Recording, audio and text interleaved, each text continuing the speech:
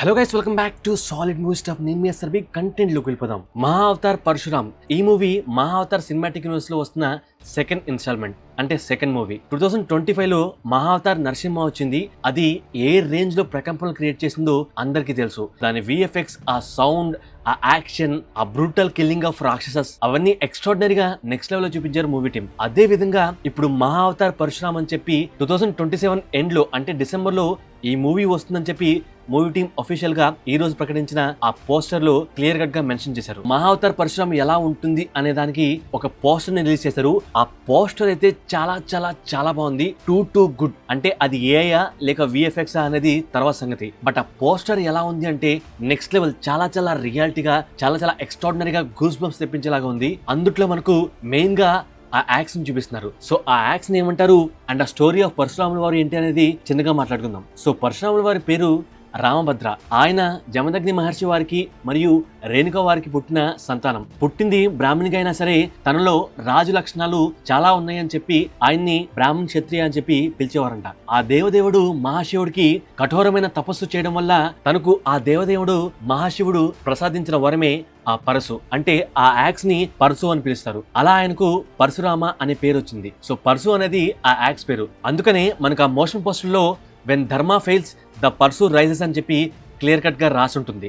So ఇక్కడ పరశు అంటే పరశురాముల వారు కాదు, పరశు అంటే యాక్స్. ఆ యాక్స్ ని పరశు అంటారు. అందుకనే ఆ యాక్స్ మీద శివుని శూలం కూడా ఉంటుంది. అండ్ అలాగే ఆ శ్రీ మహావిష్ణు స్వామివారి 6వ అవతారం పరశురాముల వారు కాబట్టి, మరియు ఆయన అత్యంత కఠోర దీక్షతో ఆ దేవదేవుడైన శివుణ్ణి పూజించారు కాబట్టి దాన్నే మనకు ఈ లైన్స్ లో ఇక్కడ క్లియర్ కట్ గా చూపించారు. అదే the will of the Mahavishnu, the wrath of Mahadeva అని. So the will of Mahavishnu అంటే ఆ శ్రీ మహావిష్ణు స్వామివారి 6వ అవతారంగా పుట్టాలి కాబట్టి the will of the Mahavishnu అని ఉంది. అండ్ అలాగే the wrath of the Mahadev అంటే ఆ మహాదేవుడు ప్రసాదించిన ఆ పరశుతో ఓచకోతకు వస్తున్నారు కాబట్టి ద వ్రాత్ ఆఫ్ మహాదేవ అని చెప్పి క్లియర్ కట్ గా రాశారు. అంటే శ్రీ మహావిష్ణు స్వామివారి అవతారంతో ఆ మహాదేవుని శక్తితో ఇలా కరప్ట్ కింగ్స్ ని ఓచకోత కోసారని చెప్పి ఈ లైన్స్ చెప్తున్నాయి. సో ఇలా ఆ శివుణ్ణి పూజించడం వలన ఆ పరశు అనే ఆయుధాన్ని ప్రసాదించబడి పరశురామ అనే పేరు ఆయనకు వచ్చింది. అండ్ అదే సమయంలో ఆయన తండ్రి గారైన జమదగ్ని మహర్షి గారిని కామధేను అనే ఆవుని సంపాదించుకోవడం కోసం ఆయన్ని చంపేస్తారు. అలా చంపేసినందుకు దానికి రివెంజ్ గా కేవలం ఆ రాజునే కాదు, అలా కరెక్ట్ గా ఉన్న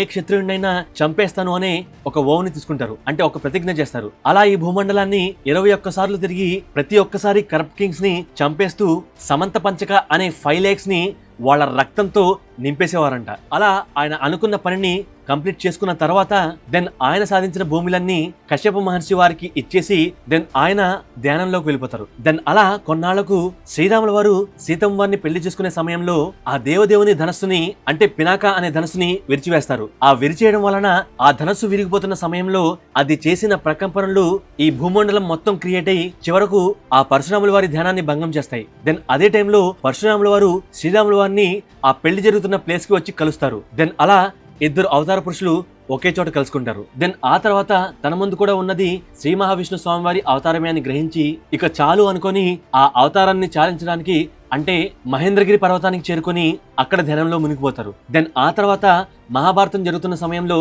ఇంకొకసారి దర్శనమిస్తారు, అంటే ద్వాపర యుగంలో. అండ్ ఆ తర్వాత మనం ఉంటున్న కలియుగంలో ఇంకోసారి కల్కి స్వామి వారికి గురువుగా ఆ విద్యల్ని నేర్పించడానికి మళ్ళీ వస్తారని చెప్పి క్లియర్ కట్ గా ఉంది. సో ఇది షార్ట్ ఫామ్ లో పరశురాముల వారి చరిత్ర. ఇప్పుడు 2027 లో డిసెంబర్ లో రాబోతున్న మూవీ వచ్చేసి మేబీ ఆయన పుట్టిన దగ్గర నుండి 21 టైమ్స్ ఎర్త్ ని ఎలా క్లీన్ చేశారు అనేది మెజారిటీగా చూపించబోతున్నారు. సో అందుట్లో వెరీ వెరీ బ్రూటల్నెస్. సో ఇంతకుముందు మహావతార్ నరసింహలో ఏదైతే బ్రూటల్నెస్ చూసామో దాన్ని నెక్స్ట్ లెవెల్లో మేబీ ఈ బ్రూటల్నెస్ ఉంటుందేమో అని అనిపిస్తుంది. సో ఆ లెవెల్లో ఎర్త్ ని 21 టైమ్స్ క్లెన్స్ చేశారని చెప్పి క్లియర్ కట్ గా ఇక్కడ రాసుంది. అండ్ అఫ్ కోర్స్ అది చరిత్ర. సో ఆ బ్రూటల్నెస్ ఎలా ఉంటుంది అనే దానికి ఈ మోషన్ పోస్ట్ లో కూడా ఒక చిన్న డీటెయిల్ ఇచ్చారండి. ఆ డీటెయిల్ అయితే నెక్స్ట్ లెవెల్ అండి. అంటే మీరు అనుకోవచ్చు మేబీ ఆ పరశు అంటే ఆ యాక్స్ ని యూజ్ చేసి ఎవరినన్నా నరికేశారేమో అని అనుకోవచ్చు. అదంతా మనకి మోషన్ పోస్ట్ లో చూపించలేదు. బట్ ఒక యారో వచ్చి తన అపోనెంట్ అయినా ఒక రాజు తలకి గుచ్చుకుంటే ఆ ఆరోతో సహా ఆ తల ఊడి పడిపోయింది అన్నట్లుగా క్లియర్ కట్ గా ఈ మోషన్ పోస్ట్ లో చూపించారు. అంటే ఇక్కడ ఆ ఆరో పెద్దగా ఉందేమోనని చెప్పి అనుకోవచ్చు. లేదు, ఇక్కడ కనిపిస్తున్న యారో ఎంత ఉందో ఆ యారో కూడా అంతే ఉంది. But the force he uses, ఆయన యూజ్ చేసిన ఆ ఫోర్స్ కి ఆ తల ఊడి పడిపోయింది, అది కూడా ఖడ్గానికి కాదు జస్ట్ ఒక యారోకి. అంటే ఎంత ఫోర్స్ తో ఆయన వేశారనేది ఇక్కడ క్లియర్ కట్ గా ఈ మోషన్ పోస్ట్ లో చూపిస్తున్నారు. సో ఇమాజిన్ జస్ట్ ఒక యారో వేస్తేనే మేబీ ఆయన విల్లుతో వేశారా లేక డైరెక్ట్ గా చేత్తో వేశారో నాకైతే ఐడియా లేదు, కానీ ఇన్ కేస్ విల్లుతో కాకుండా జస్ట్ చేత్తో వేశారని చెప్పి ఏదన్నా అలా హైప్ ని క్రియేట్ చేయడం కోసం అలా ఏదన్నా సీన్ చూపించారు అనుకోండి, జస్ట్ ఇమాజిన్ ఆయన పవర్ ఎంత ఉంది, ఆయన ఎంత యూజ్ చేస్తున్నారని. సో ఒకవేళ చేత్తోనే అలా ఉందంటే ఆ విల్లుని అంటే ఆ ధనస్సుని యూజ్ చేసి ఆయన ఎంత పవర్ ని జనరేట్ చేస్తారు.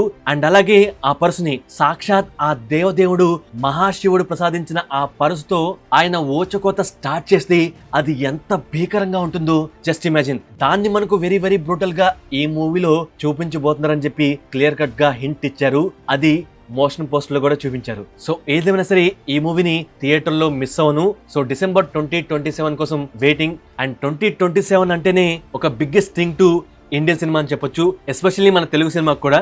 ఎందుకంటే మన మూవీస్ చాలా పెద్ద పెద్ద మూవీస్ 2027లో రిలీజ్ కాబోతున్నాయి. From the month of March 5th నుండి April 7th and next date రావాల్సిన ఇంకా చాలా మూవీస్ ఉన్నాయి. ఆ మూవీస్ కూడా 2027లోనే రాబోతున్నాయి. సో ఈ మూవీ సెకండ్ ఇన్స్టాల్మెంట్, అంటే మహావతార్ సినిమాటిక్ యూనివర్స్ లో రాబోతున్న సెకండ్ మూవీ మనం స్టార్టింగ్ లో చెప్పుకున్నాం. అండ్ ద థర్డ్ మూవీ వచ్చేసి 2029లో రఘునందన్ అనే మూవీ చేస్తున్నారంట. సో అనుకున్న టైంకి వస్తే ఈ మూవీస్ చూడాలనే ఇంట్రెస్ట్ ఇంకా జనాల్లో పెరిగిపోతుంది. అండ్ నెక్స్ట్ 2029 మహావతార్ రఘునందన్ అంటే శ్రీరాముల వారి గురించి. సో ఆ మూవీ తర్వాత 2 years గ్యాప్ లో 2031లో మహావతార్ ద్వారకాధీష్ అంటే ద్వాపర యుగంలో జరిగింది మనకు చూపిస్తారు. అందులోనూ ద్వారకాకి కింగ్ అయిన శ్రీకృష్ణుల వారి గురించి మేబీ చూపించవచ్చు, అంటే మెయిన్ గా మహాభారతం గురించి చూపించవచ్చు. సో అందుట్లో శ్రీకృష్ణుల వారు ఏం చేశారనేది క్లియర్ కట్ గా చూపిస్తారు. అండ్ దెన్ 2 years తర్వాత 2033లో మహావతార్ గోకుల్ నంద అంటే శ్రీకృష్ణుల వారి చిన్నప్పటి నుండి అంటే జన్మించిన దగ్గర నుండి ద్వారకకు వెళ్లే వరకు ఆయన లైఫ్ లో ఏం జరిగింది అనేది క్లియర్ కట్ గా చాలా క్యూట్ గా ముద్దుగా మనకు చూపించవచ్చు. అండ్ దెన్ అక్కడ నుంచి 2 years తర్వాత 2035లో మహావతార్ కల్కి పార్ట్ 1 అండ్ 2037లో కల్కి పార్ట్ 2. సో ఇలా ఒక 7 parts ని డిజైన్ చేశారు. సో లాస్ట్ 2 parts వచ్చేసరికి కల్కి పార్ట్ 1 అండ్ కల్కి పార్ట్ 2. సో ఈ కల్కి పార్ట్ 1లో కల్కి స్వామి వారు ఎలా పుడతారు అనేది చూపించవచ్చు. అండ్ దెన్ అందుట్లోనే పరశురాముల వారు మళ్ళీ వస్తారని చెప్పి క్లియర్ కట్ గా అందుట్లో చూపిస్తారు. అండ్ దాంతోపాటు 2029లో రాబోతున్న రఘునందన్ మూవీలో శ్రీరాముల వారితో పాటు ఆంజనేయ స్వామివారిని కూడా చూపిస్తారు, అంటే ఆయన కూడా ఇమ్మోర్టల్ లైక్ పరశురాముల వారు. సో 2035లో వస్తున్న కల్కి పార్ట్ 1లో పరశురాముల వారిని చూపిస్తూ దెన్ మేబీ ఎండింగ్ లో లేదా కల్కి పార్ట్ 2లో ఆంజనేయ స్వామివారిని అండ్ మిగతా ఇమ్మోర్టల్స్ ని అందరినీ ఒకే మూవీలో చూపించవచ్చు. సో అలా ఈ మహావతార్ సినిమాటిక్ యూనివర్స్ కి ఒక అర్థం వస్తుంది. సో ఏదేమైనా సరే ద రాత్ ఆఫ్ పరశురాముల వారు నెక్స్ట్ లెవెల్లో చూపించబోతున్నారు. ఇక్కడ మోషన్ పోస్ట్ లోనే ఆ లెవెల్లో ఉందంటే ఇంకా మూవీలో విత్ బీజిఎం చూస్తే ఎలా ఉంటుందో జస్ట్ ఇమాజిన్. అండ్ శామ్సియస్ గారు దీనికి బీజిఎం అందించారు. ఆ మోషన్ పోస్టర్ బీజిఎం కూడా నెక్స్ట్ లెవెల్లో ఉంది. అండ్ ఇమాజిన్ మూవీ కోసం ఏ లెవెల్లో కొడతారు, ఇంకా ఏమేమి చూపిస్తారు. వన్స్ ఒక గ్లిమ్స్ కానీ ఈ మూవీకి సంబంధించి వచ్చిందనుకోండి, అది నెక్స్ట్ లెవెల్ హడావుడి చేస్తుంది. అండ్ నేనైతే చాలా ఇంట్రెస్టింగ్ గా ఈ మూవీ కోసం వెయిట్ చేస్తున్నాను. సో మీరు ఈ గ్లిమ్స్ చూసిన తర్వాత మీకు ఎలా అనిపించింది, అండ్ ఆ బీజిఎం ఎలా ఉంది, అండ్ ఆ విజువల్స్ ఎలా ఉన్నాయి? ఊరికే ఈ విజువల్స్ ఏ అయినా లేక విఎఫ్ఎక్స్ అని బొరపాటు చేసుకోకండి. అది ఏదైనా సరే మనల్ని ఎంటర్టైన్ చేశాయా అనేది ముఖ్యం. ఈ మోషన్ పోస్టర్ అండ్ ఆ ఇమేజెస్ కూడా నెక్స్ట్ లెవెల్లో ఉన్నాయి.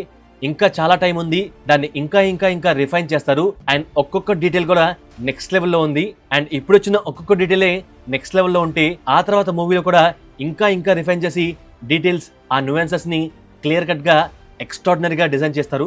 సో మన వీడియోస్ నచ్చితే ఫస్ట్ లైక్ కొట్టి దెన్ షేర్ చేసి సబ్స్క్రైబ్ చేయడం మర్చిపోకండి. Thank you, love you all.